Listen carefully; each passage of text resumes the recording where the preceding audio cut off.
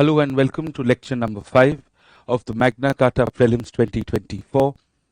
Lecture number 5 would largely be dealing with the preamble, rights, directives and principles. Now, when we do lecture number 5, we do it in a systemic order.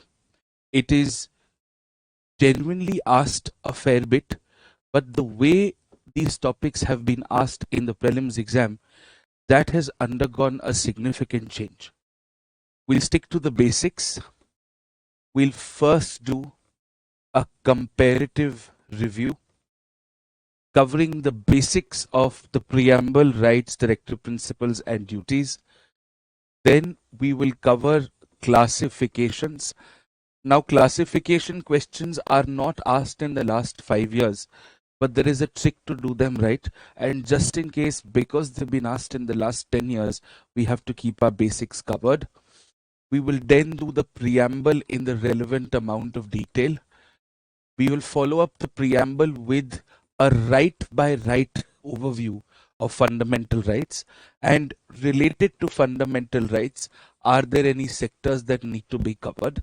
From here, we will pick up the directive principles of state policy in terms of what has been added, and of course, fundamental duties in terms of what has been added. These are largely the 6 things that we've got to cover in lecture number 5, which is preamble, rights, directive, principles and duties. So let's start right away. Now, I have kept this table in front of you so that we can easily understand what needs to be covered and what not. We're essentially going to be looking at the following criteria.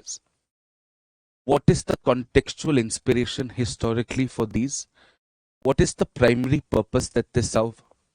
Is there one quotation or an anecdote that can be associated to these? What is their primary obligation as far as the government is concerned? What is their legal status? And if you have to make amendments, how do you make amendments to these? First things first, when we look at the preamble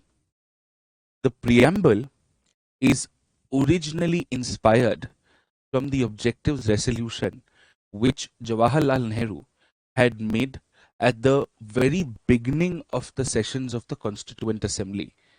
However, despite the fact that the objectives resolution was moved right at the very beginning of the sessions of the Constituent Assembly, the preamble was the last addition to the draft of the Constitution before it was put up to vote.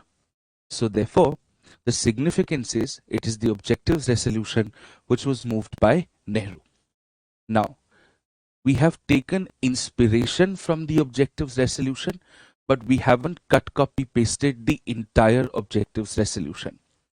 If you compare it to fundamental rights, the idea of having heightened rights, which are exclusively mentioned in a dedicated part of the Constitution, is an idea that we've taken from the United States.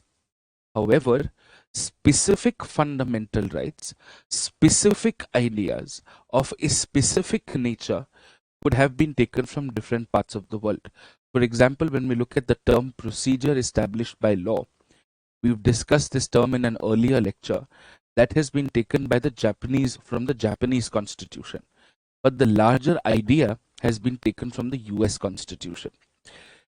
When we look at directive principles, there are actually 2 sources. One is an international source and one is sort of a local source. The international source has been the Irish Constitution. Now, it has been the Irish Constitution for a very specific reason, because Ireland got its constitution in 1946. It is eerily close to when we were also drafting our constitution. So the Irish Constitution becomes, undoubtedly it's a Catholic constitution, it becomes the most recent international constitution in the world that you could take inspiration from. So therefore, the Irish Constitution is where we have taken the idea of directive principles. No doubt the directive principles that we've taken from the Irish Constitution, the Irish have copied it from the Spanish, but we have taken it from Ireland. So our point of reference has to be the Irish Constitution. Now, internally, one of the most significant British laws that were passed during colonial rule was the Government of India Act of 1935, which we've discussed in legal history. Now, the Government of India Act of 1935 contained a set of sections, a set of provisions, which was called Instruments of Instruction. Now, they were similar in nature to directive principles. So there is a point of reference again there.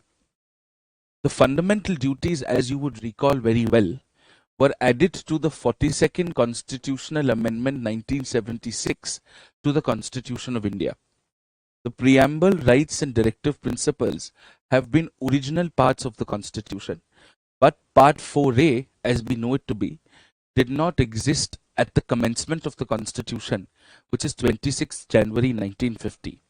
And the inspiration of this, of course, comes from the Soviet Union, because at that time, the country of Russia did not exist. It's only after the disintegration of the Soviet Union in the 90s that the country of Russia as Russia was born. Prior to that, you had what was called the Soviet Union or USSR. Now, that is more than enough for historical context. At least in the last 10 years, I can confidently recall there has not been a prelims question on this because it is too basic and it is beyond the dignity of the UPSC to ask you such a basic question. However, when it comes to the purpose, I believe it is important. The fundamental purpose that the preamble serves is that it is an interpretation tool. Now, what does it help you interpret? It helps you interpret provisions in the Constitution. It helps you interpret other laws. It also helps you interpret international documents that India has ratified and are now being applicable to India through national law or any other means. Now, when the preamble is to be used for interpretation, and we will understand this with legal status, it cannot be the sole use or it cannot be solely on the basis of the preamble. If you're interpreting anything in the Constitution or you're interpreting anything in any other law or you're interpreting any international document, it is not done solely on the basis of the preamble. The preamble is always playing a supportive role, and that is something that one must remember. In addition to that, the preamble also gives you the date of adoption, the date of enactment of the Constitution. It lays down the objectives of the state, it lays down the aspirations to the people. All of those are fairly obvious from the text of the preamble, undoubtedly. But what is its primary purpose? Its primary purpose is that it has been evolved to effectively be an interpretation tool. As I said before, it gives you a certain date, which is, of course, the 26th November is the date of the adoption or the enactment of the Constitution. It also gives you the aspirations of the state and also the aspirations that the state would have for the people of India. It also fundamentally tells you that we are the ultimate sovereign. I will do this in detail in the next few minutes. But the primary purpose is that it is an interpretation tool. Now, the primary purpose of fundamental rights is to provide civil and political democracy. It effectively enables the state to create an environment to make the lives of the people better. Fundamental rights are not active tools of welfare, they're enabling tools of welfare. For instance, because you have the freedom to work, under Article 19(1)(g), you have the freedom of profession, occupation, trade, and business that allows you to undertake a profession or an occupation of your choice, which allows you to be a productive member of society. And unless for reasonable restrictions, the state can't prevent you from choosing a profession of your choice. So that is an enabling right. The state cannot treat you in a manner which is not equal. So therefore, when everybody has been treated equally, there is a substantive notion of equality of opportunity. And therefore, when everybody has been given that opportunity to be treated equally, how you utilize that opportunity to make your life better is essentially the purpose of fundamental rights, which is why it is said fundamental rights are tools of political or civil democracy. Directive principles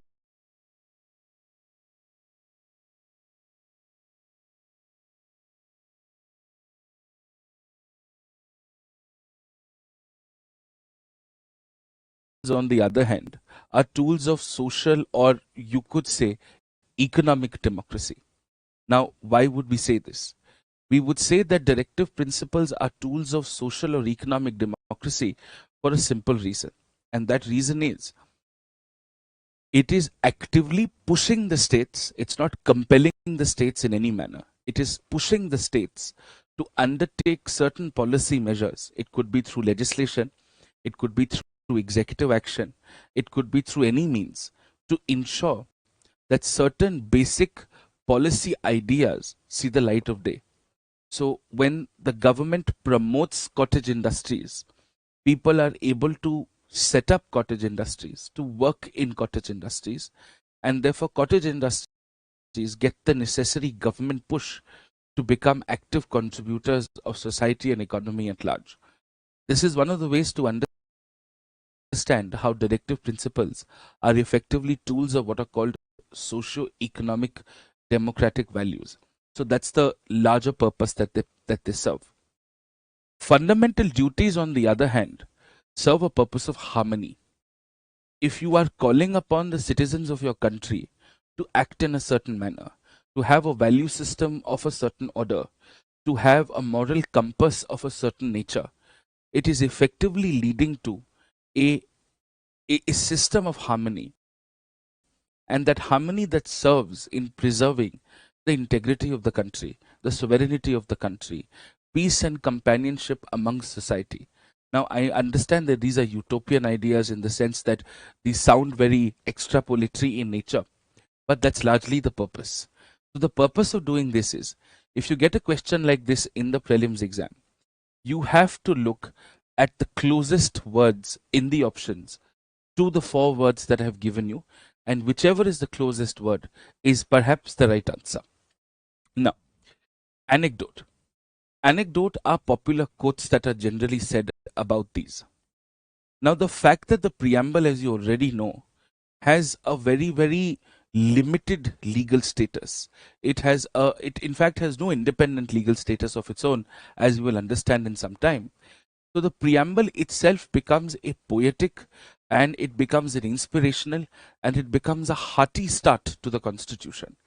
So a key way to understand the preamble is, if the preamble is outlining the objectives for the state, it is also outlining the aspirations for the citizens, then it is reflecting what the original intent of the mind of the makers was, or the fact that the preamble takes its inspiration from the objectives resolution, which was one of the first things that the Constituent Assembly accepted. That means it reflected the mind of the makers right from the beginning of the sessions of the Constituent Assembly. So therefore, in the Berubari Union case, a case which had severely diminished the status of the preamble and therefore was eventually overruled in Keswananda Bharti. It was actually in the Berubari Union case of 1960, which was a presidential reference. The Supreme Court had said that the preamble reflects the mind of the makers of the Constitution. In addition to this, if you want to just play ball, if there is anything which cannot be legally defined, for example, anything which is futuristic in nature or transient in nature, in the sense that the vision or the identity card or a peek into the Constitution, you would therefore be talking about the preamble in its very right. So therefore what eventually happens is you're referring to any of these open-ended terms. So therefore the mind of the makers is a general reference to the preamble, and in case they ask you associated terms, you would have an adequate answer to those. Now, as such, there is no quote that refers to fundamental rights as a whole. Now, that's largely because fundamental rights, by the nature of them, are so diverse. You cannot have a single quote defining the larger idea of fundamental rights. So what effectively happens is the Supreme Court has very specifically spoken about Article 32, which essentially gives you the fundamental rights pertaining to writs. So the Supreme Court calls Article 32, and so does Dr. Ambedkar, and both of them have sort of, the Supreme Court has given a reference there that writs are nothing but the soul of the Constitution. Now take a minute and indulge in the sense that A soul reflects the primary essence of a being. Without a soul, a human being is not a human being. So without fundamental rights, without Article 32, fundamental rights are devoid of their meaning, because the reason they are fundamental, and one of the reasons that they are fundamental, is because you have a direct access to the Supreme Court in case your fundamental right is violated. That is one way of saying as to why fundamental rights are fundamental. So to that extent, Article 32 reflects the enforceability of rights, without which a right has no meaning. And a right without such enforceability effectively correlates to predominance of legal justice, which is, or predominance of legal spirit, which is one of the three arms to the rule of law that we've discussed in our earlier lectures. So therefore, Article 32, which is often referenced as the soul of the Constitution, is something that we are fairly aware of. Now, directive principles of state government are essentially actionable points. They are policy ideas, which is why there could be a confusion, and there is a previous year question based on this also. It is in fact categorically and textually written in directive principles that they could be fundamental to governance. This is explicitly mentioned within directive principles.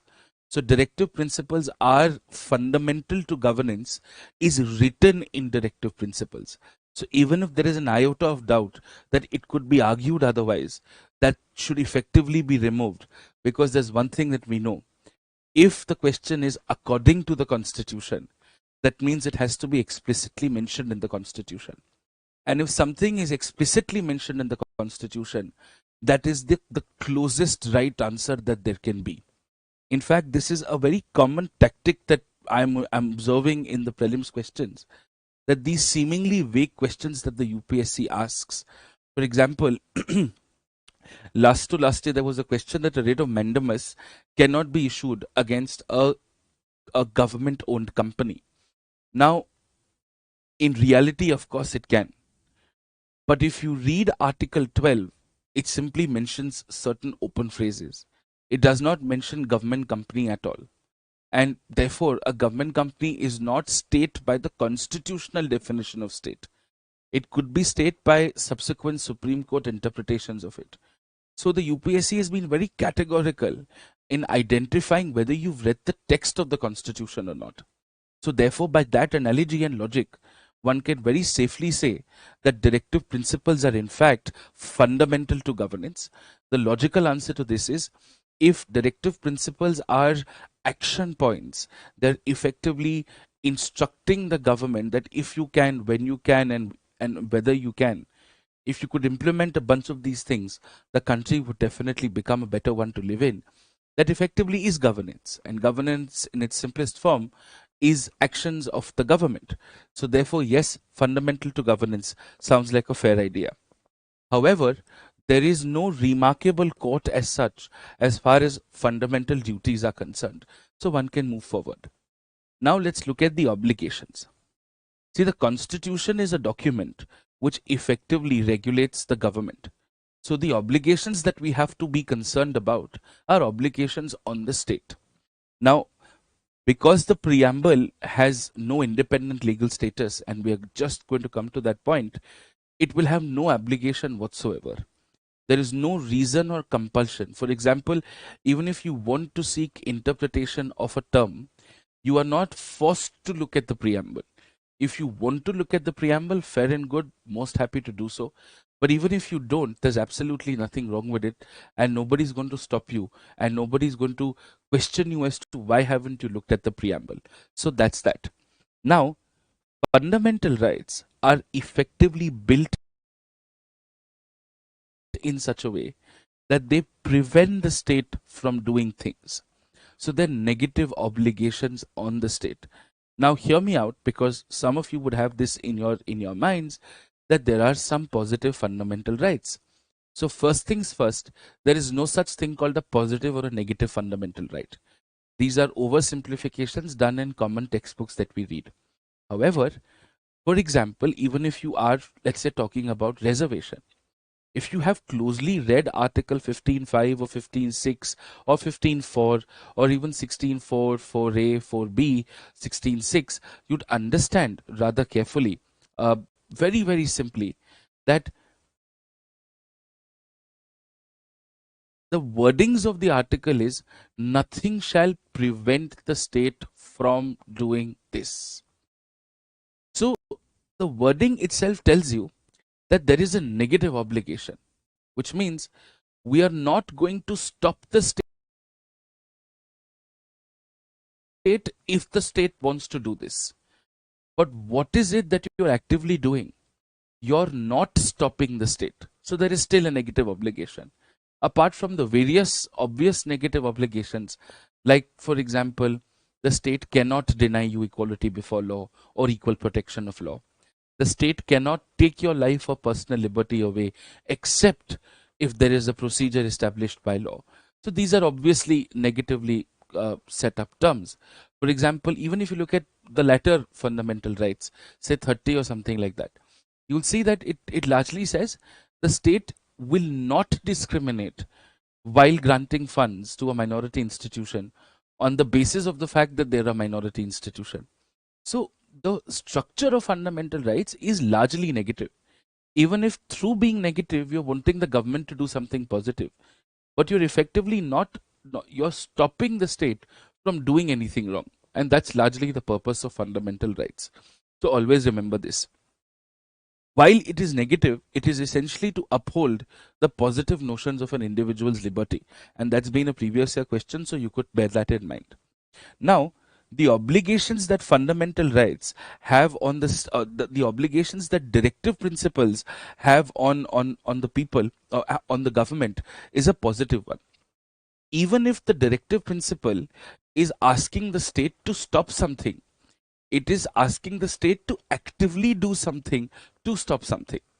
See, the obvious ones are promotion of cottage industry, promotion of panchayati raj, having a better standard of life, promotion for development of child opportunities, ensuring participation of workers in management. These are positive things.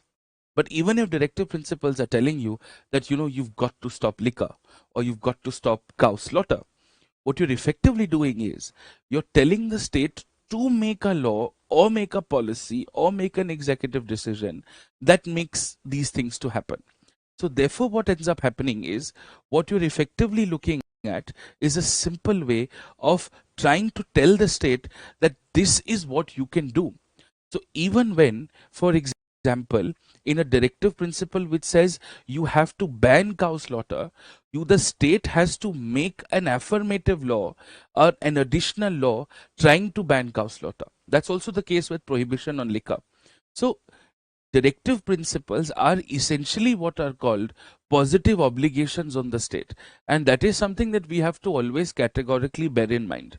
Now, as far as fundamental duties are concerned, as far as fundamental duties have to be understood, there is absolutely no such obligation on the state whatsoever, because fundamental duties are largely centered on the people. Fundamental duties are largely centered on what we as citizens can do. Can the state make a law based on a fundamental duty? Yes. Does the state have to make a law? No. Are we even pushing the state to make a law to implement a fundamental duty? We are absolutely not. So that is something that we've got to keep in mind. That is why there are no obligations whatsoever as far as fundamental duties are concerned. Now, moving on to legal status. We've been hovering around this for quite some time, but generally the legal status with the preamble is the fact that there is absolutely no legal status whatsoever. Now, what does this mean? As per Keswananda Bharati's case, the preamble is a part of the constitution. Now, what does this mean? It means if you're a part of the constitution, it means that you could be amended in the constitution. So being a part of the constitution will have a reference to whether the preamble is basic structure or not. And I'm going to have that discussion in just a few minutes. But when we talk about the legal status, it means, can I use the preamble effectively as a tool for something else? Now, independently, the preamble does not have any ability to give power or any ability to stop anyone from doing something. So, for example, the preamble plus fundamental rights has legal value. The preamble plus directive principles could have some legal value, but the preamble itself has no legal value, and it has no independent status, or it has no legal status independent of any other part of the constitution. This has also been a PYQ, so we've got to remember this as well as we can. Now comes the fun part, which is fundamental rights. Now, when you look at fundamental rights, one has a very basic question to answer. That basic question is, what is the enforceability status? And you have to be very careful with this. Can the government make a law on the basis of fundamental rights? Yes. For example, there are some fundamental rights that in fact are calling upon the government to make a law without a time period, of course, but they are saying that you've got to make a law, you don't have a choice. For example, abolition of untouchability is such a right. Article 23 is such a right, that you've got to make a law stopping untouchability, or stopping human trafficking, or stopping forced labor. So yes, you can make laws on the basis of the preamble. Now, can you also make on the basis of the fundamental rights? Can you also make a scheme on the basis of fundamental rights? Of course, you can make schemes on the basis of fundamental rights. The best example that I can give you is of Article 21A. Now, 21A also calls for a law to be made, and under Article 21A, we've also made the Sarva Shiksha Abhiyan, which is now subsumed under the Samagra Shiksha Abhiyan. So, can a scheme be made? Can an executive order be made? Of course, all of those things can be made, because whether it is a law or is it an executive order, it will still come under the larger notion of state under Article 12, and none of these can violate a fundamental right as per Article 13 Clause 2. So can the legislature or the executive make implementations of further implementations of fundamental rights? Absolutely. Do they necessarily have to unless called for it? No. But can they? Of course, yes. Now, that means our fundamental rights, and this is the important part, are fundamental rights a source of power? The answer is yes. Fundamental rights are indeed a source of power. If fundamental rights were not a source of power, then neither the judiciary nor the legislature would have made interpretations of those and made laws on the basis of their interpretations of those. So yes, they are a source of power. As far as the judiciary is concerned, the answer is fairly simple. Can they be enforceable in a court of law? Absolutely. Can the court give a judgment on the basis of a fundamental right? Absolutely. That's the very nature of it, which is also why you have Article 12, Article 13.2, you have Article 32 read with Article 226. It talks about enforceability in a court of law, which is enforceability by the judiciary. Now, moving on to directive principles of state policy. Now, again, the primary question that we're answering is, are directive principles a source of power? The answer is yes, they are also a source of power. In fact, they are a very, very obvious source of power. They have been written and structured in such a way that you have been called upon to make these actions, to implement these ideas. So yes, you are effectively what is called a source of power, and rightfully so, you should be. So can the legislature make a law on it? Yes. In fact, we made constitutional amendments on the basis of directive principles, which is the 73rd and the 74th Amendment. Additionally, we've made several laws on the basis of directive principles, whether it is about labor codes, whether it is about certain welfare nationalization laws. We've made several nationalization laws to implement the larger objectives of directive principles. Have we made executive decisions? Yes, we have. MG Narega has a source of reference or a point of reference to directive principles, as a matter of fact. So yes, are they a source of power? They are absolutely a source of power. Now the question is, are they a compulsory implementation tool? The answer is no. And the reason as to why they are not is simply because of rule number 1, democratic mandate. You cannot force a government, no matter what the case might be, to compulsorily, under all circumstances, implement a directive principle, because then you're violating the electoral mandate. When you have won the largest election on the face of this planet and you are now the government, you have the right to take certain key policy decisions. And because you have the right to take these key policy decisions, this also means that you should have the independence to take those decisions. And nobody should take away that independence of yours, even if it is the constitution. So even if part 4 tells you, all right, you won the election, you're in power, you've got to make laws on these. There could be several logistical constraints. There could be several financial constraints. There could be constraints on political will. There could be constraints on the fact that maybe the nation does not need one of the things which is mentioned in part 4, which is why there is no compulsion. But are they a source of power? Yes. Can they give a certain leeway that you can make a law on something? Yes. But are they a source of power? Yes. Are they any source of compulsion? The answer is an absolute no. Now, which is exactly what applies to enforceability. So because they are not, because of democratic mandate, because of the fact that you cannot force them to do so, you cannot take a government to court simply because, you know what, you've not implemented a directive principle.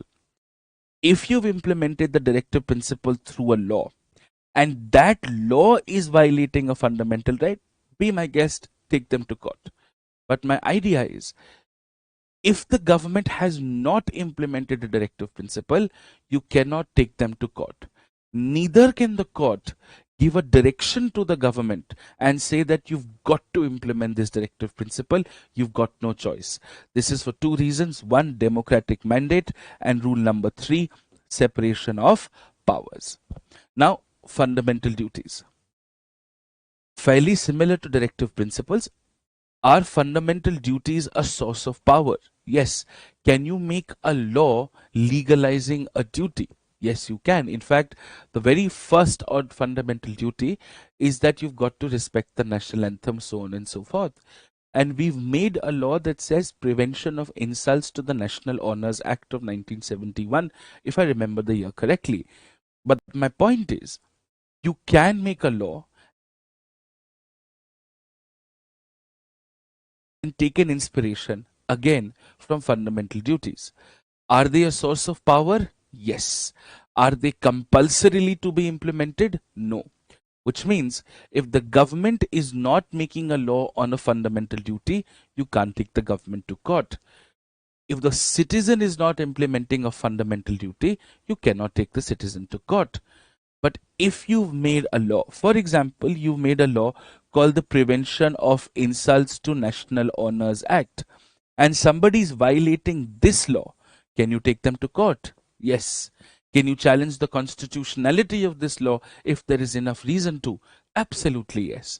But can you take the government to court for not implementing a fundamental duty? Can you take a citizen to court for not implementing a fundamental duty? The answer, of course, is no.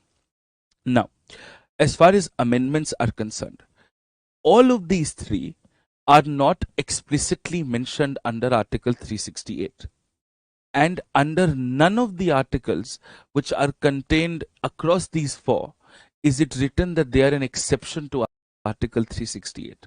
So therefore, by a default, you can amend them through constitutional amendments which are under 368 but do not require what are called state ratifications. So this is to be done by what is called special majority 2, and special majority 2 requires the Lok Sabha and the Rajya Sabha to vote. They can never vote together. There are no joint sittings permitted in constitutional amendments. The president necessarily has to give an assent to a constitutional amendment. The procedure is fairly simple. In the first round of voting, you ask for an all-encompassing vote, which is more than 50% of the total strength. And thereafter, you ask for more than 2/3 of the people who are present in voting.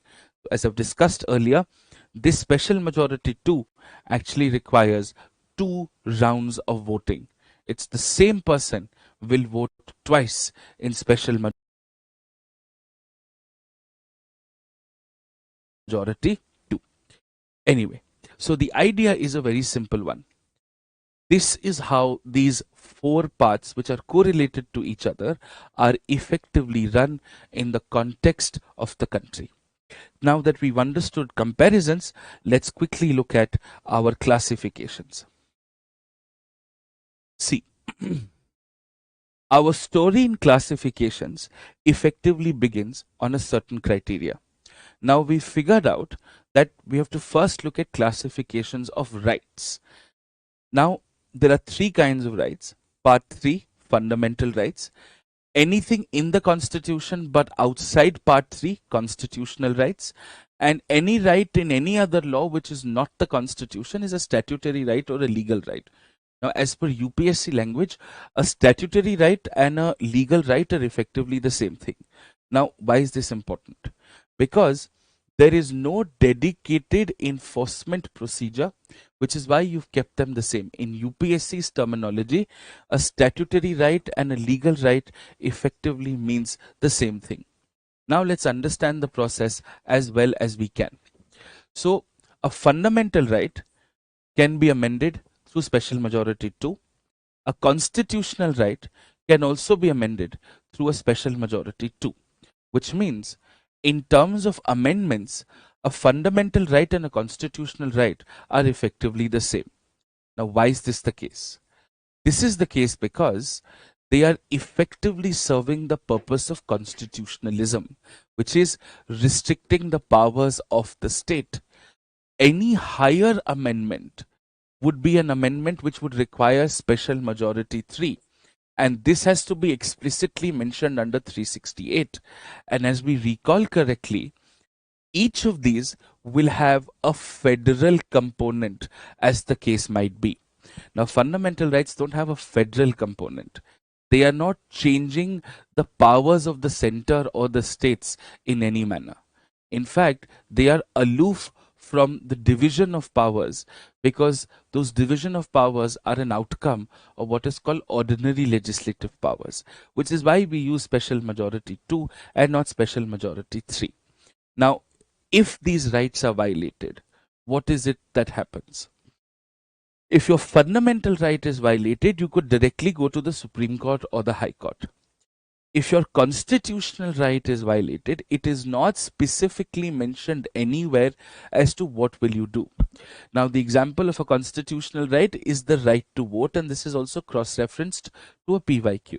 So your right to vote is a constitutional right. Your right to citizenship is a constitutional right. We've discussed this before. Your right to property is also a constitutional right. Now, here's the fun part. Even for a legal right or a statutory right, you can directly go to the High Court, which means in terms of enforcement procedure, constitutional rights and legal rights are effectively the same. Now, what is the outcome of this and why is this important? The outcome of this and why is this important is the answer. The answer is as follows. A right is as good as it can be enforced. So therefore, when we are saying that a legal right is a legal right violation could directly allow you to go to the High Court, and we are silent on what can happen to a constitutional right, we are saying a constitutional right is the same thing as a legal right, because generally a legal right is a right granted through any law, and the constitution also happens to be a law. So this is why if you say the right to property is a constitutional right, it is correct. If you say the right to property is a legal right, it is also correct. If you say the right to citizenship is a legal right, that is also correct. But when you say the right to vote is a legal right, it becomes incorrect, because the Constitution specifically mentions for this, and the Supreme Court has been very categorical about it, that the right to vote is a constitutional right. So how do you determine what is a constitutional right and what is a legal right? For example, what happens here is, when we say right to property, you can call it a constitutional right and you can call it a legal right, because you have the constitution and a law both referencing to a property right. Transfer of property right, you would have the resettlement law, you will have property rights under several personal laws. These are legal rights. But when we talk about the right to vote, we said that the right to vote is only a constitutional right, it is not a legal right. Because the right to vote is categorically mentioned under Article 326 of the Constitution, which therefore means there is no other law. The Representation of People's Act nowhere speaks about whether you have the right to vote or not. It speaks to you about the restrictions that you could have as a voter. But the right to vote is granted to you by the Constitution. In the same way, the right to contest elections and be elected, the Constitution simply gives you an eligibility criteria. So it's not a constitutional right. But your right to contest an election is largely given in a law called the Representation of People's Act. So the right to contest elections becomes a legal right. So this is actually the understanding. So therefore what happens is, when you're looking at the different kind of rights, if the UPSC throws a question at you, is the right to citizenship, what kind of a right is it? We have constitutional provisions on citizenship. We also have Citizenship Act of 1955. So it is a dual right. But when we say the right to vote, there is no law that specifically gives you the right to vote. The Constitution is the only law that gives you a right to vote, also by beating around the bush and coming to Article 326 and referring to a concept called universal adult franchise. And that's the larger concept that we're trying to play with. Now, why is this important? It's important because when you look at it from a violation point of view, when you look at it from a comparison point of view, there's absolutely no difference in getting a constitutional right or a legal right enforced, because they're effectively doing the same job. You have given a special status to fundamental rights because they're fundamental to the basic being of a person, and they have been specially protected under Part 3. Which is why they've all been written in Part 3. And that is also why you will notice even Article 32, it's effectively talking about jurisdiction of the Supreme Court. But it is written in Part 3 because if the jurisdiction is about fundamental rights, it should have the same force, effect and nature of a fundamental right. Which is why 32 is in Part 3 and not alongside 131 and 136 and 143 and so on and so forth, as far as the Supreme Court is concerned. So, equivalence of enforcement procedure, and the simple idea is, unless there is an alternate judicial remedy. For example, your consumer right is a legal right, but your Consumer Rights Act or your Protection of Consumer Rights Act very categorically allows you to approach a consumer forum. So you cannot directly show up to the High Court saying, hey, my consumer right is violated, when there is an alternate legal remedy available. So that is the key point. You can ask, you can come to the High Court directly if there is no alternate legal remedy available. Now, these are the classifications as far as rights are concerned. Now, rights are something that are deeper in nature. There are, of course, larger discussions about what is the natural right, what is the human right, and so on and so forth. So, human right is a right that human beings should have. A natural right is a right that is so natural to existence, you don't even have to bother writing it down somewhere. But because we're in the business of law, a right is something that can be enforced. A right is something that can be guaranteed. So what generally happens is, and this is where there is a little bit of a correlation. The correlation is, when our constitution was being framed from 1946 till about 1950, an international organization called the UN had just come into existence in 1945. And they were coming up with the Universal Declaration of Human Rights in, I think, 1948. So the timelines are carefully overlapping. So there is a lot of give and take between the Universal Declaration of Human Rights and our fundamental rights. There's a lot that we've taken from them, and there is a lot that we've given them. And that's something that we have to always be mindful of. Now, which is why, though UDHR says Universal Declaration of Human Rights, the key word is human rights. This means things that a human being should have. It may not be something that you can guarantee a human being. So a human being should have a good standard of living, which is something in our directive principles.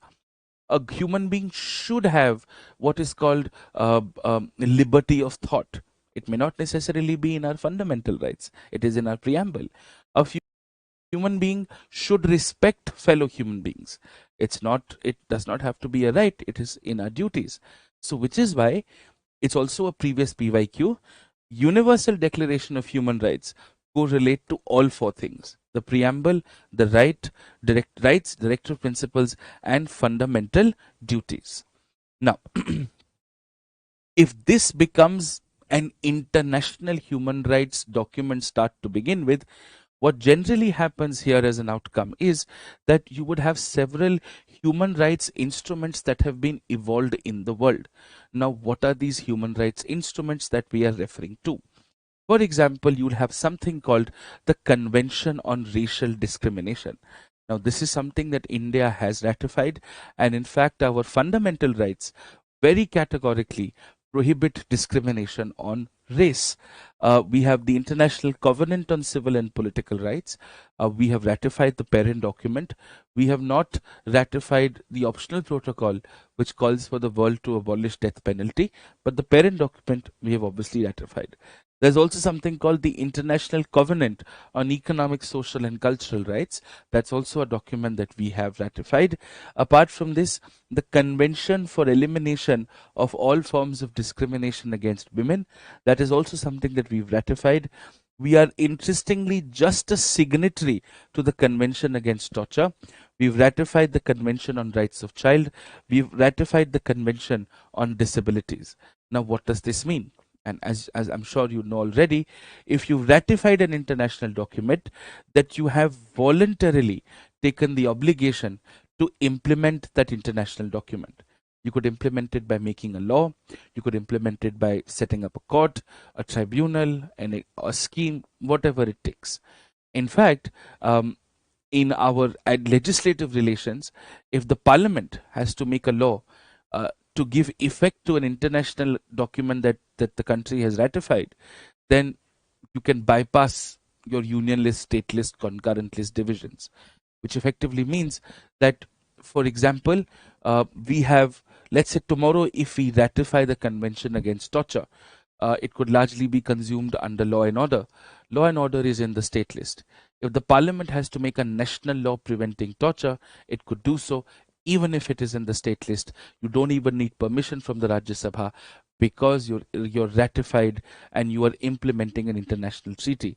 This is because the union has the powers to undertake foreign policy decisions, and that's also an application of rule number 2, which is center stronger than the states. We've done several measures because we've ratified several international documents. For instance, you would have often heard of the Disabilities Act. That's because we've ratified the Disabilities Convention. You would have heard of the Right to Education Act, the National Commission for Protection of Child Rights. That's because we've ratified what is called the Convention on Child Rights. So there have been several reasons whatsoever in the ways and means that we've implemented. The National Commission of Women is because we've ratified CEDAW largely. So this is the idea, and this is largely how your rights work. Now, which brings me to the last part of classifications, which is directive principles. Now, there are two things. One, a very favorite question of the UPSC is identify which is a directive principle and which is a fundamental duty. Now, the basic way to do this is, you don't have to memorize it. You have to ask yourself a basic question. The question that you have to ask yourself is, when you're trying to look at identification, if the government is implementing something, then it is generally a directive principle. If you as the citizen are supposed to implement something, then it is a fundamental duty. This becomes test 1. For example, promotion of international peace and security. You and I, as much as we would want to, can't solve the Afghan crisis. It's the government who can support to do so. So promotion of international peace and security becomes a directive principle. For example, separation of the executive from the judiciary. You and I can't do this. The government will have to make laws for doing these. So it becomes what is called a directive principle. But if I say, for example, to respect the national flag, now to respect the national flag is something which is very individualistic. So it becomes a fundamental duty. For example, to cherish the ideals of the freedom struggle. If you to cherish something, it's a very individualistic thing. So it's generally going to be a fundamental duty. That's test number one. Test number two is look at the kind of language that is used. The kind of language that is used for directive principles is very, very formal. It is effectively what is called inanimate. The kind of language that you would use for directive principles is inanimate. Now, when I say it is inanimate, what does this mean? It means it is intangible in nature. It's not human in nature. So to promote international peace and security, to ensure participation of workers in management, to promote cottage industries, to support local self-government, or more effectively and more accurately, directive principles in the constitution refer to something called Panchayati Raj. They don't talk about urban municipalities. They mention the word Panchayati Raj very interestingly. So that becomes directive principles. But if the language is a little informal, it's a little more personal. For example, have compassion for living creatures. Now, human beings are enabled and have the powers to have compassion. So it becomes what is called a fundamental duty. So this becomes your second test, and you will generally not go wrong with this. Now, so therefore, this is largely what we have to do as far as our DPSP FT questions are concerned. Now, another favorite of the UPSC is to generally ask you questions on what kind of a directive principle is it. Again, you don't have to necessarily memorize it. There are essentially three kinds. You're either Gandhian, socialist, or a liberal or intellectual. Generally, Gandhian DPSPs will speak about things which are grassroots in nature, will speak about things which are conventional in nature. They will not generally speak of things otherwise. So, for example, promotion of cottage industries, Panchayati Raj, prohibition on liquor, ban on cow slaughter. These are largely very Gandhian ideas because they're either grassroots or they're conventional in nature. Socialist is always about an equitable distribution or equal distribution of resources, or you could say the intervention of the state, anything which is welfareist by state intervention. That's generally what is socialist. So anything which has the word equal distribution of resources will generally be what is called a socialist idea. Now, what does this mean? So, for example, equal pay for equal work, or prevention of income inequalities, or prevention of concentration of wealth, or equal distribution of resources, they all become what are called socialist directive principles. Then you also have something called liberal or intellectual directive principles. Now, what does this mean?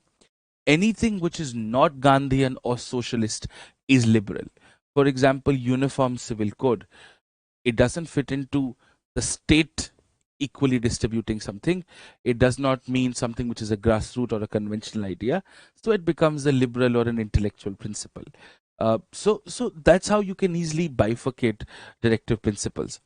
Another way to classify directive principles are that either some of them are goals, some of them are policies, some of them are non-justiciable rights, because as we know, directive principles are non-justiciable. They're not enforceable in a court. So for instance, when we say equal pay for equal work, that's a non-justiciable right as it's mentioned in directive principles. If we say that you should have prevention of concentration of wealth, it becomes a larger policy. If we say goal, we say that there should be universal, there should be abolition of liquor, or you say that, for example, there could be, in a manner of speaking, let's say there could be a good standard of life or a good level of nutrition. That could effectively be a goal. But this is a very, very academic distinction. It's not a very constitutionally determined distinction. So this is not generally asked. What is asked is identify if you're a Gandhian, socialist, liberal, or intellectual in that sense of the word. Now that we've understood, let's straight dive in and let's look at what is called the preamble. If there are few things that you've got to know about the preamble, this is what it is, and we'll quickly run through it. This is nothing too complicated. The preamble effectively tells you the following things. One, that we the people are the ultimate source of authority. It, as I mentioned before, tells you objectives for the state and aspirations for the people. That's the primary purpose of what is called the preamble. Now, apart from this, the preamble also gives you a date of adoption and an enactment to the constitution, which is the 26th of November 1949. You would remember, and if legal history serves you right, this is when the Constituent Assembly had passed the constitution, but to symbolically celebrate 26th January 1930 as the date where Poon Swaraj was publicly declared as our national agenda. It was passed in a 1929 December resolution of the Congress at Lahore, but it was on 26 January 1930 that we had publicly declared it. So therefore, we decided to commence the constitution from 26 January 1950, and legal history is something where I have explained to you. It's on 26 January 1950 that we now become a sovereign republic from what was called an independent dominion. Now, some technical questions that you will not get answers to generally. Can the preamble be amended? Yes, of course, the preamble can be amended. It has been amended before through the 42nd Amendment. It is a constitutional amendment under Article 368 without state ratification because it is not explicitly mentioned under Article 368. It also reinforces Kesavananda Bharati's judgment, which categorically says that the preamble is an integral part of the Constitution, so therefore has the dignity to be what is called justified through a constitutional amendment. And through the 42nd Amendment, 3 words were added: socialist, secular, and unity and integrity. Now, what these words mean, I'll just cover in the next page. And then comes the larger question: is the preamble basic structure? As a whole, the preamble is not. That means you can change the preamble. The objectives, the phrases that are mentioned in the preamble are, which means, for instance, socialism is, as mentioned in the preamble, basic structure. So can I change socialism? Yes, in a way that the larger meaning of socialism does not change.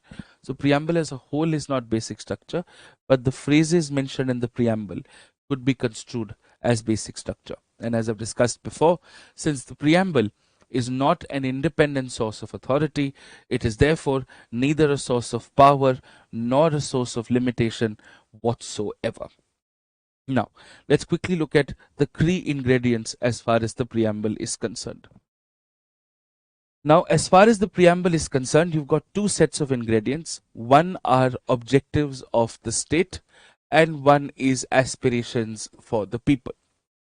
Now, what I've effectively done is, if at all there is going to be a question in this form, what we've got to know is the one-line meaning that comes closest to this. There is no point having a deep academic discussion on it. The quickest and the most efficient way to do this is, what does your class 11th NCRT or your 12th NCRT identify as meanings to this? So what is it that we're referring to? For example, you've got the first word sovereign.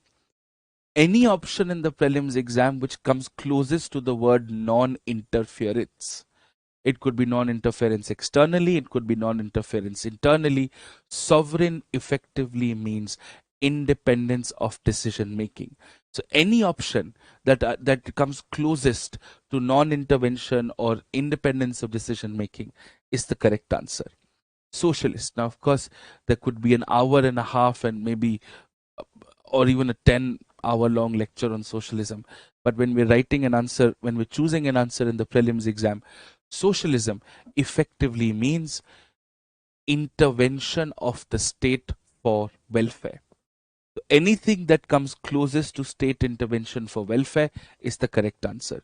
Now, interestingly, we've not had prelims questions from here, but we've had prelims questions from here, which means there could be a chance that they could suddenly turn tables. Now, secularism. With secularism, you need to understand there are essentially three things that we've got to know. One, everybody has freedom of religion. Two, the state is separated from religion. This means that there is no official religion of the state. This means there is no favorite religion of the state. It also means that the state can intervene on religion and the law can override religion as and when needed, which is why in the mains and in foundation courses, when I generally teach secularism, I cover essential religious practices as the center point of it. Because if you understand essential religious practices, you understand practically everything, whether it's uniform civil code, power to excommunicate, manage religious affairs, right to propagate, uh, ownership and management of religious institutions, and so on and so forth. There is deep state intervention. State separation does not mean that there cannot be state intervention. We have what is called state intervention. And finally, in the words of the great H.M.C. Rai, India is not an irreligious state. We are secular, but we are definitely not irreligious, which is why you will see a great intervention of state in religion. Now, as far as democratic, the word democratic is concerned, an easy way to remember this is S cube dr, similar to special drawing rights, a term that you would often use in economics. So, democratic means two things: one, reflection of public will, and two, very, very importantly, the Council of Ministers are collectively responsible to the lower house. Now, this has been a PYQ. It has been a PYQ linking democracy to parliamentary democracy. Any option which has either of the two or closest to either of the two, or if these are two, you will choose this over this. Always remember this. And finally, of course, republicanism means that you have an elected head of state. The chances of this being asked are next to zero. Now we come to the words that are actually on this side, the words which are aspirations for citizens. Now, justice. There are two things you've got to know. One, the literal explicit words that are mentioned, and this is a common mistake that people do. There are previous year questions. For example, the question will say, economic justice is referred to. The answer is the preamble. Even if directive principles are trying to do economic justice, and I appreciate them for doing so, but the word economic justice explicitly written in the constitution, please remember the prelims tactics video that I had given you in the very first lecture. It has to be explicitly written in black or white. So therefore, justice in the preamble has three forms: social justice, economic justice, and political justice. And justice has three approaches. It has to be non-discriminatory, you have proportionate justice, and you have distributive justice. So justice is essentially to undo a wrong. So if people have been discriminated, then a wrong has been done to them. Everybody comes from different positions and places in life, so accordingly you should have different outcomes to them. It could work both positively and negatively, which is why the judiciary gets to decide the quantum of punishment. What generally happens is that your criminal laws tell you this is the maximum punishment that you can give. It is the judge that decides how much is the right punishment. A similar application of this could also be affirmative action. And speaking of affirmative action, you would have distributive justice.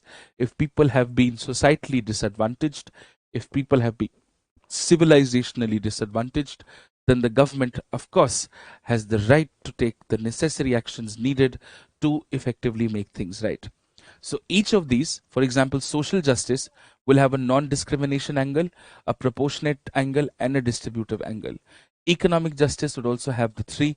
Political justice would also have the three. This is how we generally write answers in the mains, but of course, in the prelims, this is more than enough.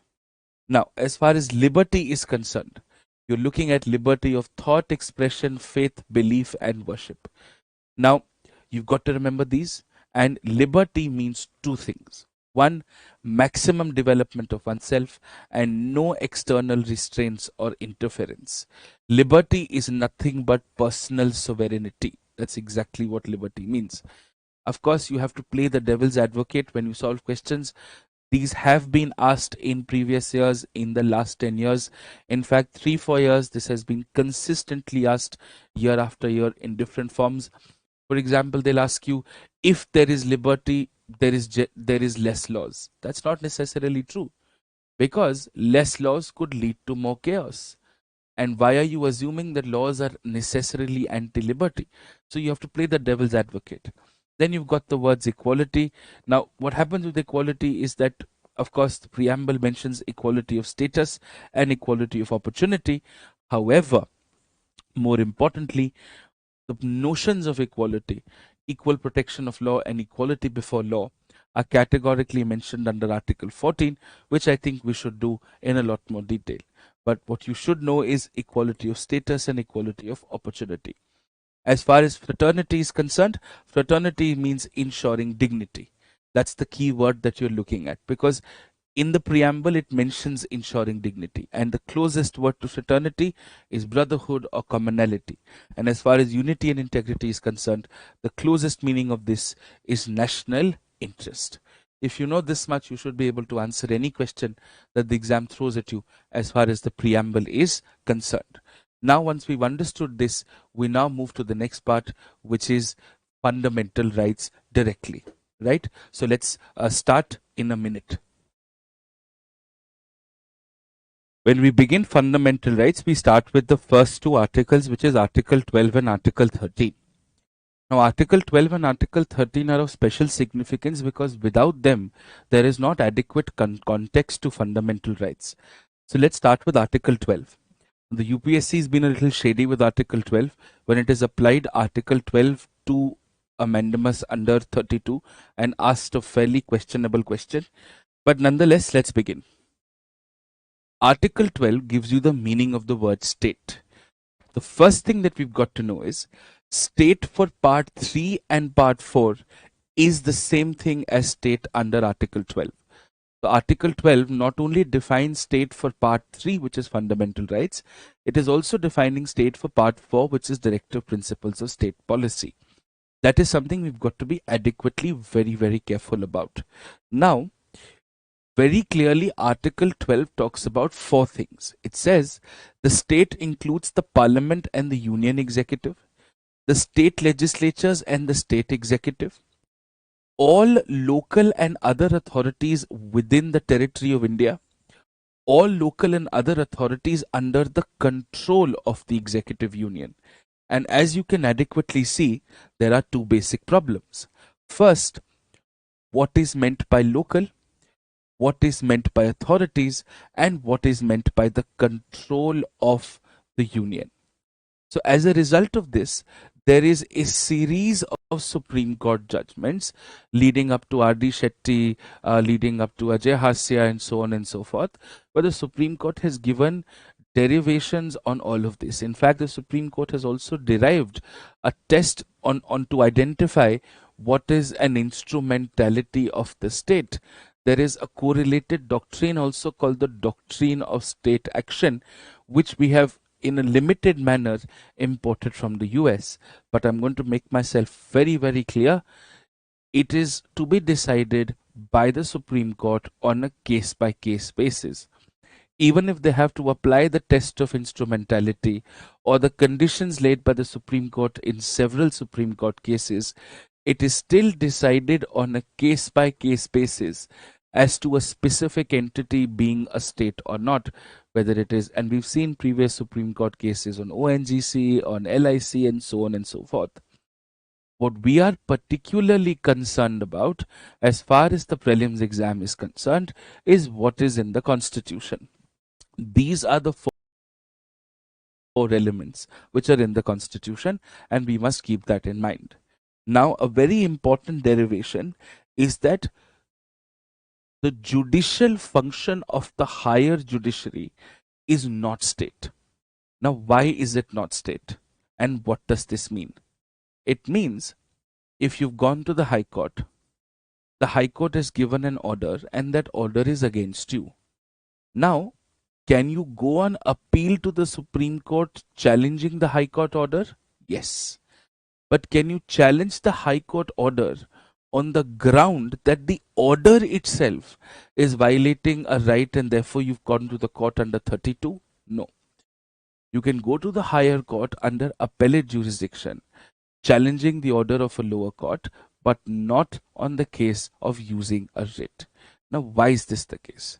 It's the case because if the higher judiciary were state, that means they would become under the instrumentality of Article 12.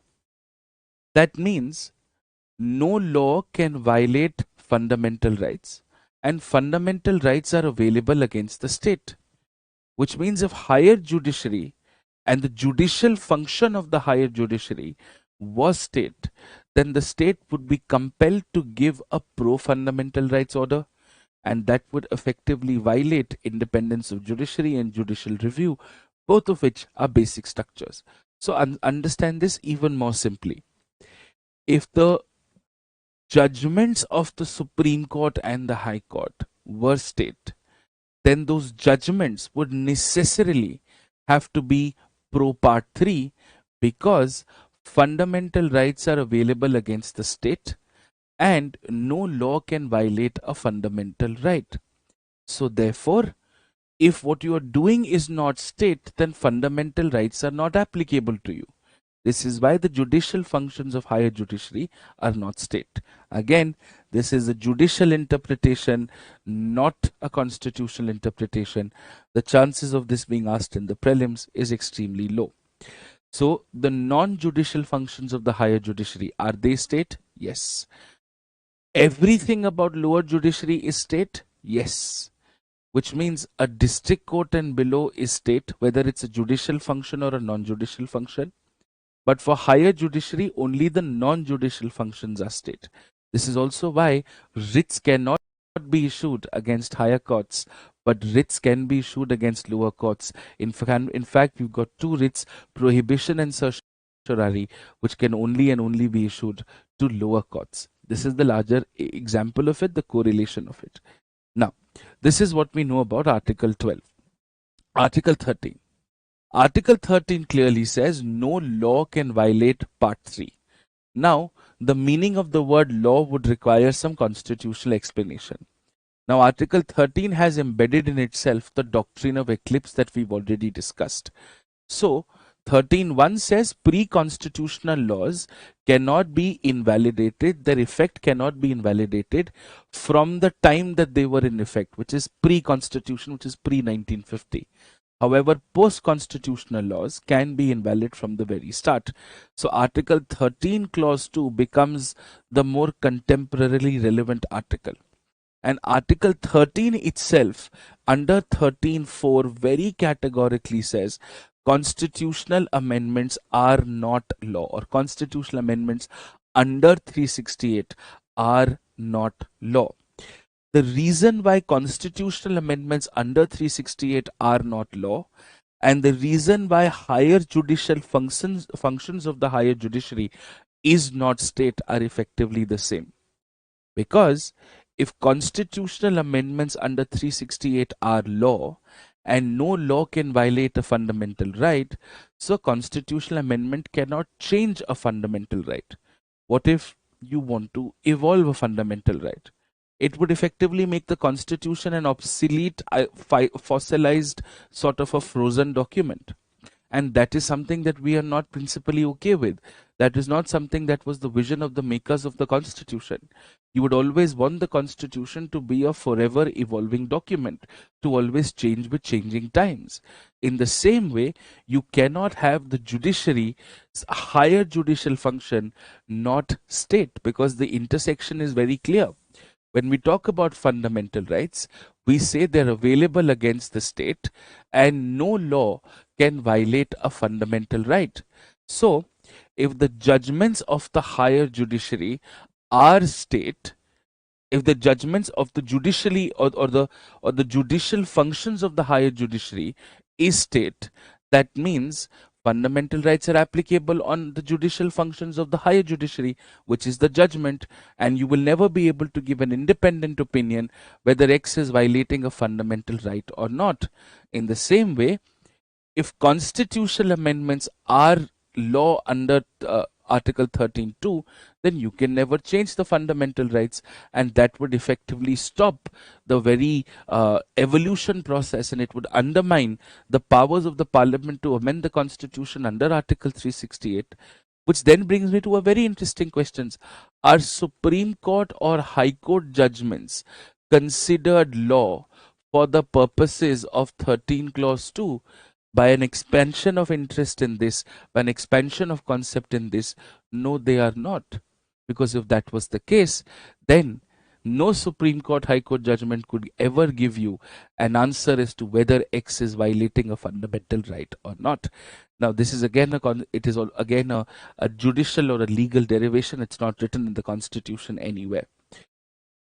Up until this is where is clearly mentioned, but it is also derived constitutionally that, for example, there is an emergency proclamation, and under that emergency proclamation you are saying that a few of your fundamental rights are going to be restricted. So that emergency proclamation is effectively restricting your fundamental right. So is that allowed? Yes, that is by analogy of other constitutional provisions perfectly allowed with no problem whatsoever. So therefore this becomes our understanding on what is called state and supremacy. Now, moving from here, we move to our substantive fundamental rights.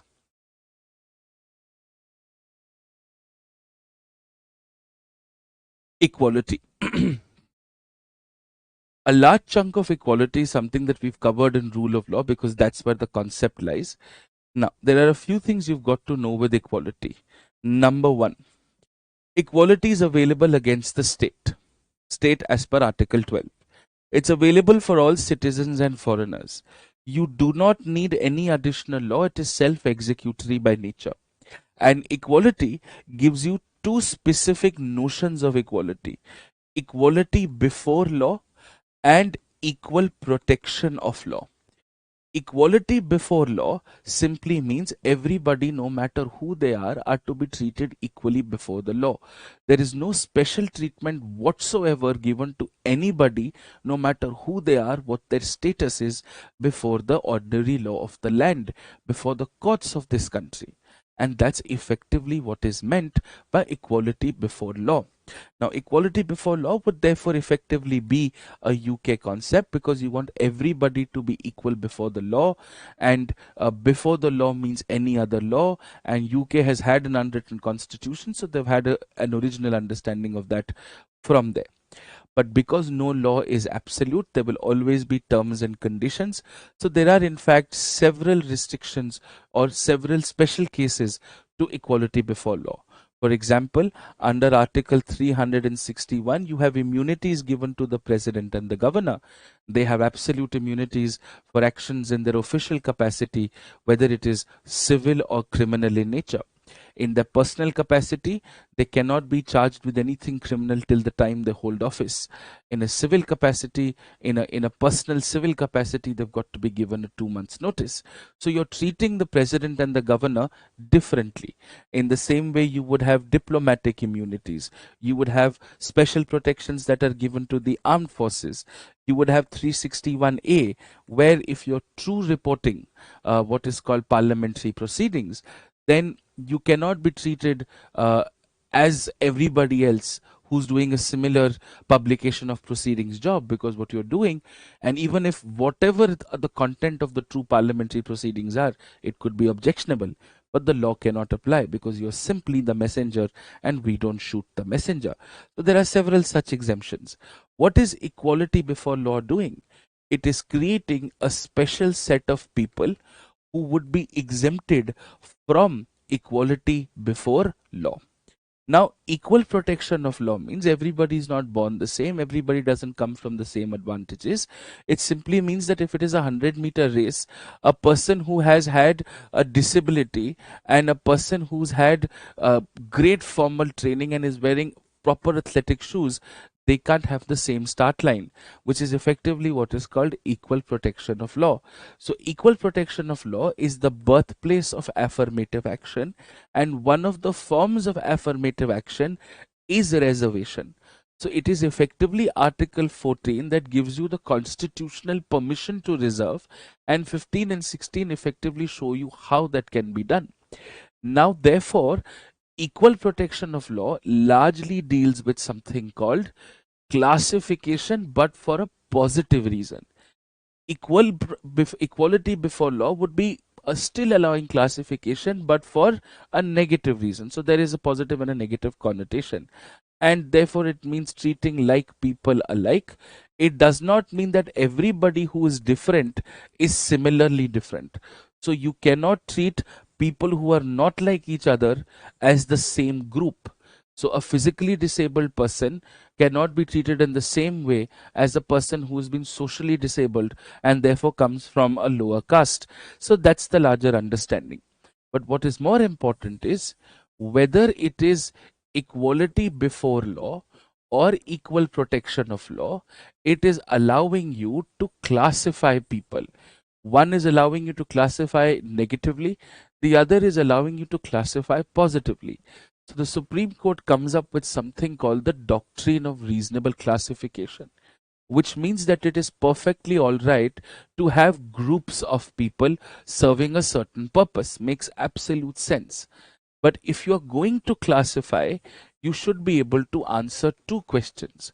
First, the basis on the basis of which that you're classifying, that basis in itself is reasonable enough, and by classifying these people, the objective that you're trying to achieve first is a reasonable objective, and two, the objective is going to be achieved by classifying these people. As long as you can prove both of these things, the classification is valid. A simple example is you're classifying people on the basis of caste and therefore creating a scheduled caste community. By doing this, what are you trying to achieve? You want to give them a heightened opportunity so that everybody can equally compete. If that is the case, by giving them additional benefits, are you able to achieve better equality of opportunity and status? The answer is yes. So this classification is valid. So the technical term for your basis being reasonable is rational nexus, and the technical term for your objective being fair, justified and achievable is effectively called intelligible differentia. So to understand this carefully, intelligible differentia, I'm sorry, I've reversed it. Intelligible differentia is your basis is reasonable, and rational nexus is that your objective is fair, just and achievable. Now this is the larger application of it. Again, is this in the constitution? No, it has been judicially interpreted. So the chances of this being asked in the prelims are extremely low. But what is actually happening? This is where you have to pay attention. Our journey started with rule of law. We understood rule of law had three branches: absence of arbitrariness, equality before law, and predominance of legal spirit.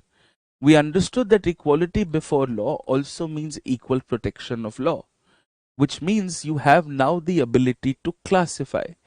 If you have the ability to classify, which means you can treat people differently. Now, this means the classification has to be just, the classification has to be appropriate, and the classification has to be adequate. So therefore, if the classification is not fair, just or reasonable, it would effectively be arbitrary. And if it is arbitrary, you can question it in a court of law, therefore predominance of legal spirit. So what Article 14 really does is that it attacks arbitrariness at the core of it all. And this has been a previous year question. I've discussed this in the earlier lecture also. Arbitrariness is a violation of Article 14. It's something that we've already done. It's something that the exam has also asked you. They said that if there's an organization given with unwarranted powers to apply indiscriminately, what is it a violation of? It is a violation of Article 14. So this is Article 14, important for the prelims exam, as we should know. Now, apart from Article 14, we are now to Articles 15 and 16. Article 16 has been asked in 2023 already, so the priority becomes low. Let's quickly go through Articles 15 and 16. Article 15 clause 1 and 2 are largely referring to what are called non-discrimination articles. They're available against the state, they're available only and only for citizens, and they say that you cannot discriminate on the basis of caste, religion, race, sex or place of birth. They use two very important terms: any or all of them, which means C plus R plus R plus S plus P or any combination of this is not okay, and just on the basis of this is not okay. But if there is something else which satisfies the doctrine of reasonable classification, which allows you to give a classification which is just, fair and reasonable, yes, you can do that. The plus X principle is perfectly okay.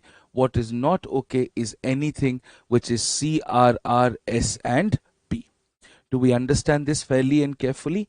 Yes, very, very simple in its essence. Now, once we figured this out, let's look at 15.3. 15.3 has been the original part of the constitution. It allows for the state that nothing will stop the state. Again, a negative connotation, but asking the state to do something positively. It allows the state to make any provision. It could be a law, it could be an executive order, scheme, anything for women and children. And this is the starting point of identifying your first reasonable classification, which is women and children.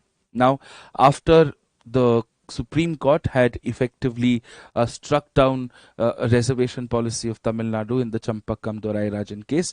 In response to that, we had what was called Article 15 Clause 4, which was added in the first amendment itself. Now 15.4 says, again it's for the state, and you can make any provision for socially educationally backward classes, for scheduled castes and for scheduled tribes. This is categorically mentioned under Article 15.4. It still does not talk about education.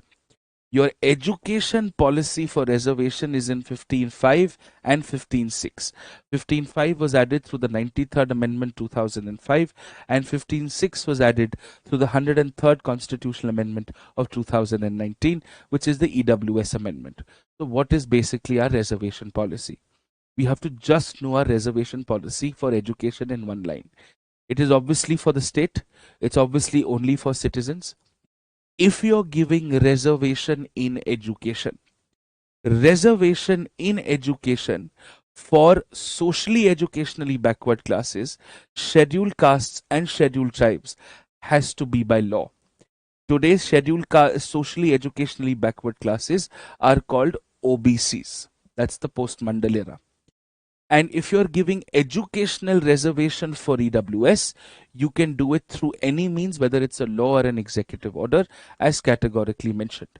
Now, where in education can you give this kind of a policy? The idea is public education, private education, aided education, unaided education. The one place this reservation policy for education does not apply are religious and linguistic minority institutions under Article 30. Apart from this, it is clearly applicable no matter what, and it'll be applicable to all institutions. Public, private, aided, unaided, does not matter. The difference is, if it's an education policy giving educational reservation to scheduled castes, scheduled tribes and OBCs, you require a law. If it's educational reservation for EWS, it can be a law, it can be an executive order. There's absolutely no problem whatsoever. So this is your education policy for reservation, which is a part of Article 15. So if you know carefully, Article 15 again has reflections of equality before law and equal protection of law. So 15.1 and 2 are reflections of equality before law, that will not discriminate against anyone in a public space and so on and so forth. But 15.3, 4, 5 and 6 are reflections of what is called equal protection of law. It's as simple as it is. Now, Article 16. Let's understand Article 16 as clearly as we can. Article 16 will also have similar reflections, which is equality before law and equal protection of law. Now let's understand this carefully and very, very clearly. See, Article 16.1 and Article 16.2 effectively are equality before law. Article 16.4 onwards is equal protection of law. That's the basic difference. Article 3 is also an enabling clause for equality before law. This has been asked in 2023, so therefore the relevance of it becomes even lesser. Article 16(1) says there should be equality of opportunity in matters of employment, obviously public employment, so against the state, and only for citizens, because why would you want to give foreigners equality in Indian government jobs? Now, Article 16(2) says in addition to CRRSP, descent and residence. They've not used the word domicile, they've used the word descent. So descent and residence could also not be criterias of discrimination. So Article 62 says you cannot discriminate on the basis of descent, residence, caste, religion, race, sex, or place of birth. Again, the same logic applies, any or all of them. And Article 16(3) is sort of an exception to 16(2) and says, oh, if you want to give a discrimination on residence, if you want to make residence a criteria, you can only be done by a law, and the only person who can do it is the parliament. The states cannot do it, a reflection of center stronger than the states. And if the states could be given the opportunity to give residence as a qualification, every state would say that you've got to be from our state to do this for us.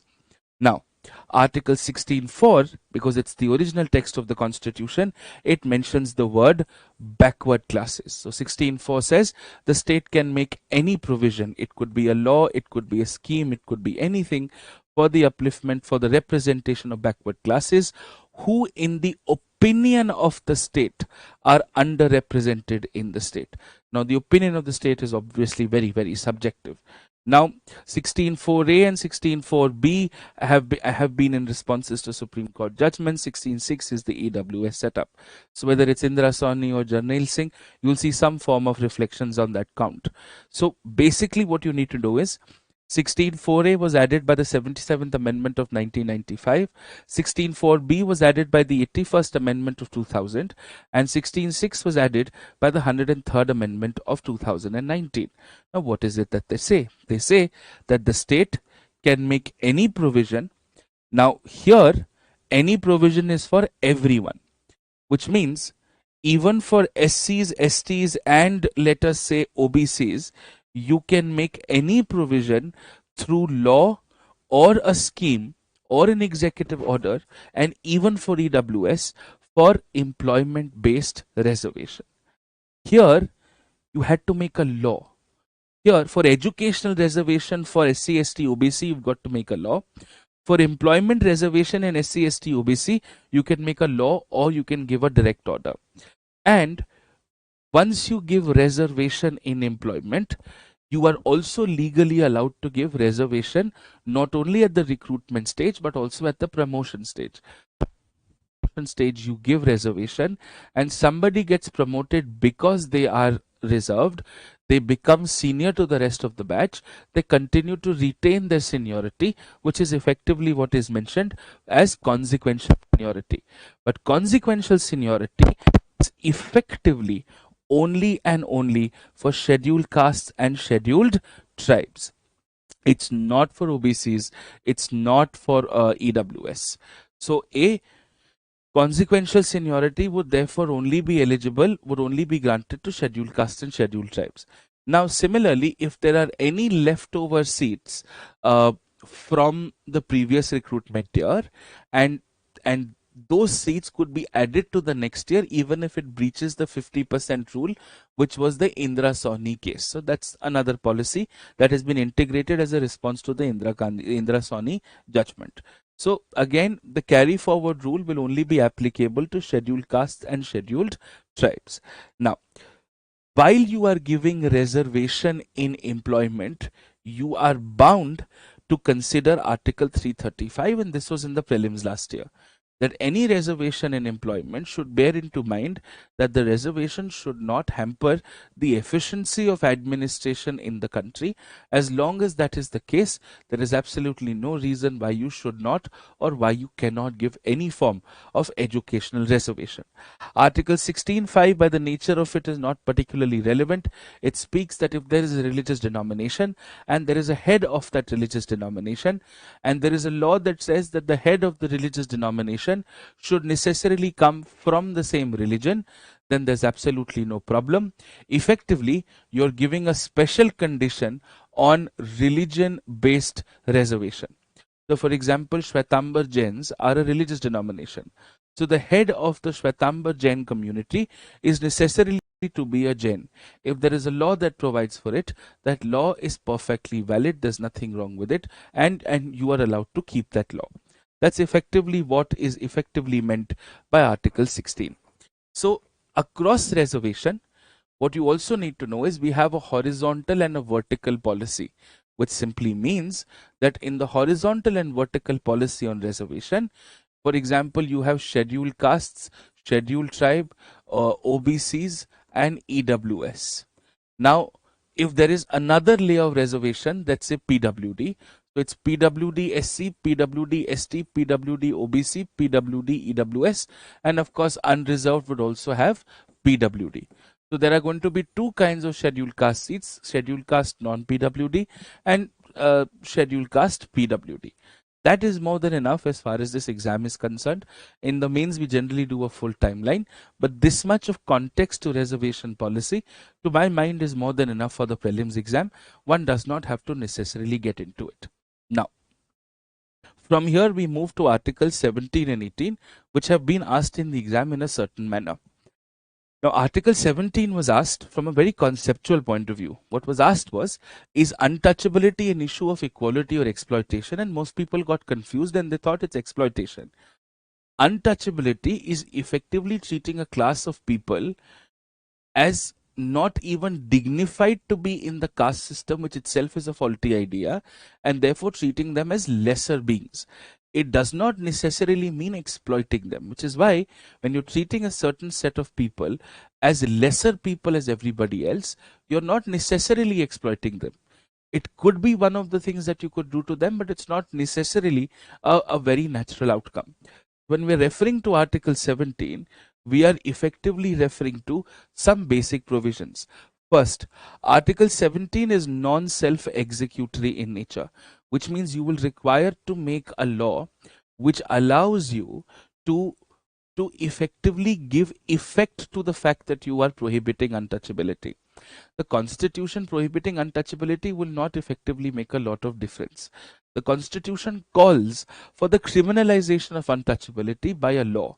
Who can make that law? Can that law be made by the parliament? Yes. Can the law be made by the states? Yes. Criminal law is in the concurrent list. What has happened in India is we have merged an earlier law into a current law called the Protection of Civil Rights Act. The Protection of Civil Rights Act 1955 very specifically is the law which criminalizes untouchability, and therefore it has two basic provisions. One, the burden of proof, which means innocent until proven guilty or guilty until proven innocent. In a special law like this, the burden of proof is on the accused. It is the accused who has to prove before the court that the accused is the one who has to prove that they have not committed the crime. The defense has to prove that they are innocent. The prosecution does not have to prove that, oh, the defense has done it. So that's one important point. Two, if you are convicted of untouchability under this act, then you're banned from contesting elections for 6 years from the date of your release. This is because often it is used as a political tool.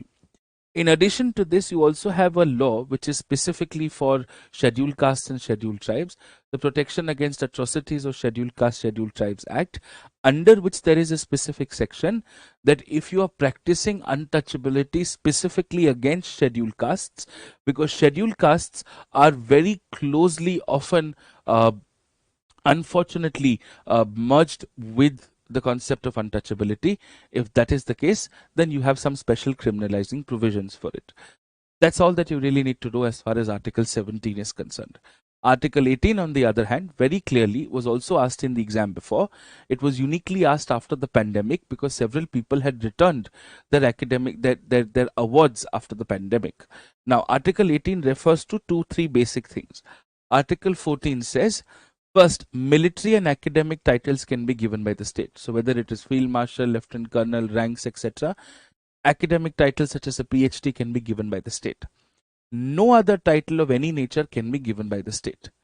It also very clearly says, now this is not in the constitution, this is through a Supreme Court judgment, that awards are not titles. This was also asked in the prelims exam, which is why I'm giving you Supreme Court judgments as and when necessary, which are necessary outcomes of it. Now, apart from this, the irrelevant part for the prelims exam, citizens can't accept foreign titles, obviously. Foreigners who are working for India cannot accept a foreign title without the consent of the President. This, of course, means the consent of the Council of Ministers, and no one working for India is able to accept or should be allowed to accept any present, any emolument, any gift from anything foreign without a presidential consent. So this is generally what is meant by abolition of titles. The chances of this being asked in 2023 are extremely low. It was a one-off question, and therefore the chances of it being asked this year in 2024 is even lower. Now, this is enough for as far as Article 14 to 18 is concerned. Now we uniquely move to Article 19. Now, very interestingly, there has not been a single question on Article 19 in the prelims exam. Article 19 could have been one of the options in a few questions here or there. And the reason why Article 19 is rarely in the prelims exam is because Article 19 is very open-ended, and it is therefore extremely important for the mains exam. It's a favorite of the mains papers. But for the prelims exam, Article 19 seems to have a very, very limited, you could say, usage, or a very limited form of utility. So let's quickly look at just a contextual overview, a legal overview of Article 19. Now, Article 19 effectively has some rights and some reasonable restrictions to those rights. So you have speech and expression under 19(1)(a), and you have restrictions to speech and expression under 19(2). Similarly, you have peaceful assembly without arms under 19(1)(b), and you have restrictions to those under 19(3). Similarly, 19(4) is the restriction to the right on associations, unions, and cooperatives. The reasonable restrictions to movement, residence, and settlement, which was a mains question, I think, in 2023 or 2022. The reasonable restrictions are common to 19(5), and reasonable restrictions to profession, occupation, trade, and business under 19 clause 6 are separately mentioned. Now, what is interesting about Article 19 are the following things. One, it is one of the most detailed articles as far as Part 3 is concerned. And two, it contains the word morality in two places. Apart